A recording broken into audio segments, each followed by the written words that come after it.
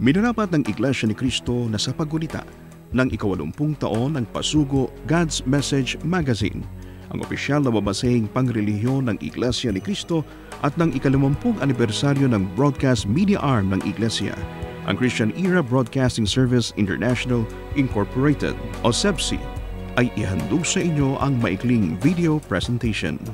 Yayamang ang pangunahing misyon ng mga nasabing media outlets ay ang pagpapalaganap ng katotohanan o ng mga salita ng Diyos na nakasulat sa Biblia.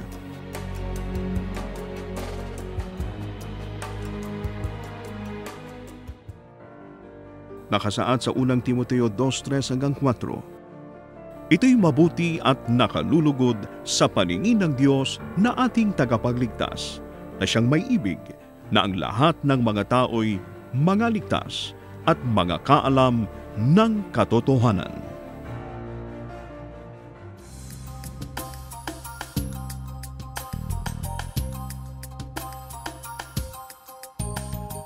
Bilang pagsasakatuparan sa kalooban ng Diyos na ang lahat ng tao'y makaalam ng katotohanan o mga salita niyang nakasulat sa Biblia, ang Iglesia ni Cristo ay puspusang ipinangangaral ang mga ito sa iba't ibang panig ng mundo.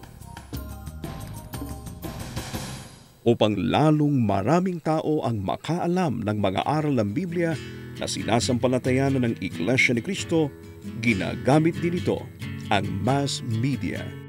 Nagsimula ito 80 taon na ang nakararaan. Sa pangunguna ng kapatid na Felix Manalo, ang kinikilala ng Iglesia ni Cristo na sugo ng Diyos sa mga huling araw ay sinimula ng Iglesyang gamitin ang print media. Noong Pebrero 1939, inilathala ang unang issue ng Pasugo God's Message, ang official magazine ng Iglesia ni Cristo. Ito'y kinapapalooban ng mga artikulo na tumatalakay sa mga aral ng Diyos na nasa Biblia. Ukol sa tunay na relihiyon, hindi totoong pare-pareho ang mga relihiyon sa mundo. Iisa lamang ang tunay na relihiyong dapat aniban ng tao, ang Iglesia ni Cristo. Ang Iglesia ni Cristo sa mga huling araw ay kay Cristo at sa Diyos. Hinulaan ang pagbangon nito sa malayong silangan na ang kinatuparan ay ang Pilipinas.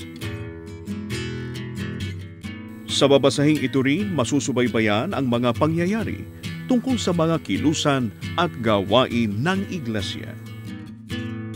Sa loob ng 8 dekada, itinaguyod ng mga manunulat nito ang pananalig na ang Biblia ang tanging batayan sa wastong paglilingkod sa Panginoong Diyos.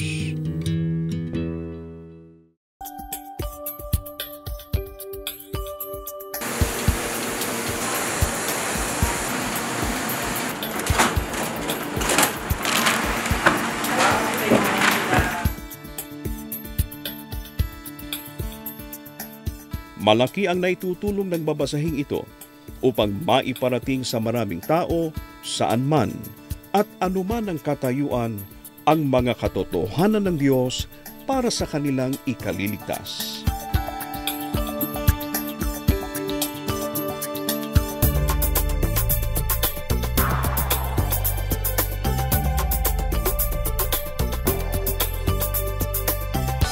È stato anche un'idea di mio padre organizzare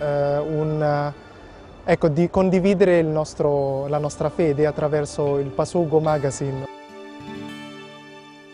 Makalipas ang 30 taon mula nang lumabas ang unang bilang ng Pasugo, lalo pang lumawak ang naaabot ng pangangaral ng dalisay na mga salita ng Diyos nang magtayo ang Iglesia ni Cristo ng sariling radio station nito.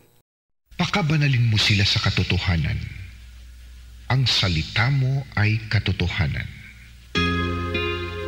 CEBS, Christian Era Broadcasting Service, DZEM 954, Tinig ng Katotohanan. Sumasahimpapawid mula sa Quezon City. Noong Pebrero 10, 1969, Sa panahon ng pamamahala ng kapatid na Eranio G. Manalo, ay opisyal na sinimula ng Iglesia ni Cristo ang pagsasahimpapawid ng mga programa nito sa CBS, DZEM na ngayon ay INC Radio.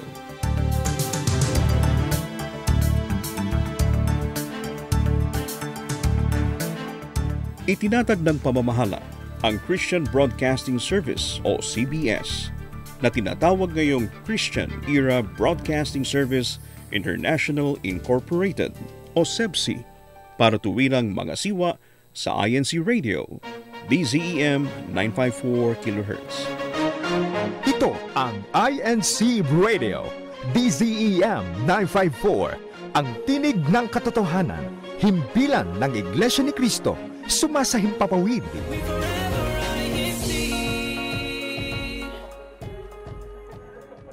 Sa kasalukuyan, ang INC Radio ay nakapagtatag na ng 37 satellite studios, 15 sa Pilipinas at 22 sa ibayong dagat.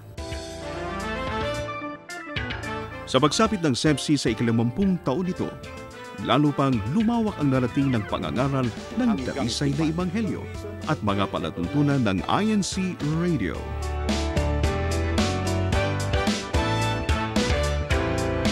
Na-access na rin ang mga ito sa mga social media site sa pamamagitan ng internet at ang ilang programa ay sa teleradyo.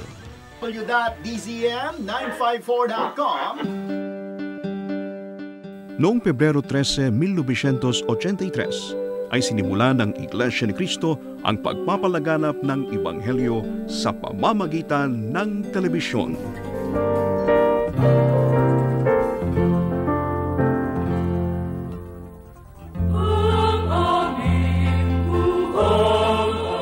Ang palatuntunang ang Iglesia ni Cristo ay unang isinahimpapawid sa Maharlika Broadcasting System o MBS4.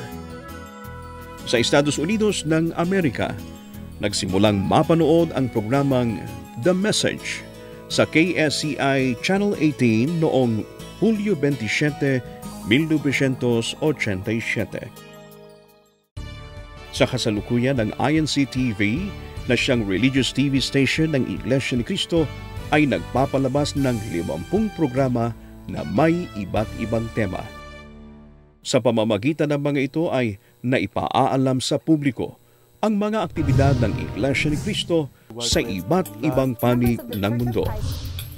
Ang pamamahayag ng mga salita ng Diyos ay pinangasiwaan ni kapatid na Angelo Eranio V. Manalo, tagapag-ugnay ng mga kapisanang pansambahayan ng Iglesia ni Cristo. Na ipamamahagi ang mahahalagang gabay sa bawat pamilya sa pagsunod sa mga kalooban ng Diyos. Sinasagot ang mga tanong tungkol sa mga aral ng Biblia na itinataguyod ng Iglesia ni Cristo. Gamit ang mga dialekto at mga wika ng iba't ibang bansa, sinisikap ng INC TV na lalong maunawaan ng mga manonood kung ano ang Iglesia ni Cristo at ang mga aral na sinasampalatayanan nito.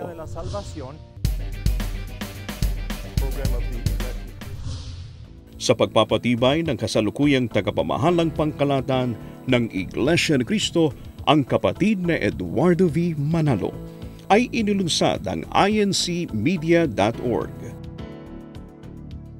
Ito ang official website kung saan ay mapapanood online ang mga TV programs at videos ng Iglesia ni Cristo. Nakatutulong ang online presence ng Iglesia sa iba't ibang social media platform tulad ng Facebook. The Executive Minister of the Church of Christ, Brother Eduardo V. Manalo, led the brethren in a worship service to God.